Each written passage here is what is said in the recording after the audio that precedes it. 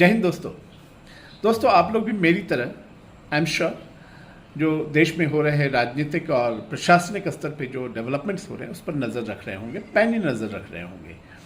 देखिए अभी वेस्ट बंगाल में इलेक्शंस खत्म हुए, नई सरकार का गठन भी हो गया। शुभेंदु अधिकारी जो कि बीजेपी के लीडर हैं, उनके नेतृत्व में नई सरकार बन गई। लेकिन आप देखिए कि कई सारे ऐसे डेवलपमेंट्स होते हैं जिससे ये साफ जाहिर होता है कि चुनाव निष्पक्ष नहीं ही रहे होंगे और एटलीस्ट उस पर क्वेश्चन मार्क तो लग ही गया है। 3 ऐसे डेवलपमेंट्स मैं बता रहा हूँ, आप ध्यान से सुने। नंबर 1, मनोज अग्रवाल जो कि एक सीनियर आईएएस ऑफिसर हैं, जो कि अभी सीईओ चीफ इलेक्टोरल ऑफिसर के तौर पे पूरे वेस्ट बंगाल में इलेक्शन उन्होंने कंडक्ट कराया।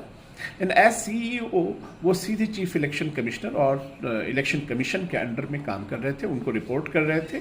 And as CEO he was supposed to be completely neutral, निष्पक्ष तरीके से चुनाव कराने चाहिए उनको।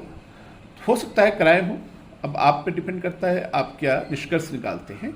तो उनको चीफ सेक्रेटरी का पोस्ट दिया गया है। चीफ सेक्रेटरी कौन होता है? चीफ सेक्रेटरी पूरे स्टेट एडमिनिस्ट्रेशन में सीनियर मोस्ट ब्यूरोक्रेट होता है, आईएएस ऑफिसर होता है, और वो एक बहुत ही इंपॉर्टेंट पोस्ट है क्योंकि वो पूरे स्टेट एडमिनिस्ट्रेशन का हेड होता है।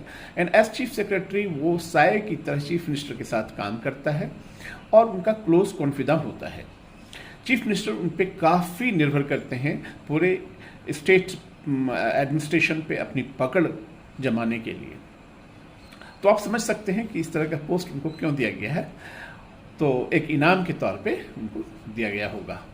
दूसरा डेवलपमेंट ये है कि सुब्रतो गुप्ता जो कि आईएएस ऑफिसर हैं, वो SIR जो special intensive revision of the electoral roll था, उसमें उसको वो कंडक्ट करा रहे थे, SIR की प्रक्रिया को देख रहे थे।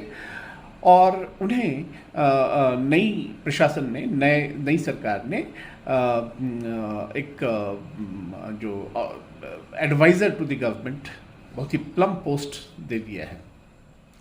तीसरा ये है कि एक जज जो कि स्पेशल कोर्ट जो बनाया गया था, ट्रिब्यूनल जो बनाया गया था SIR में हुए गड़बड़ी या उससे रिलेटेड कंप्लेंट्स को इंटरटेन करने के लिए, तो शिव गरणम उन्होंने, जज साहब ने बहुत ही रहस्यमय तरीके से उस पोस्ट से रिजाइन दे दिया है, ट्रिब्यूनल से वो बाहर चले गए हैं।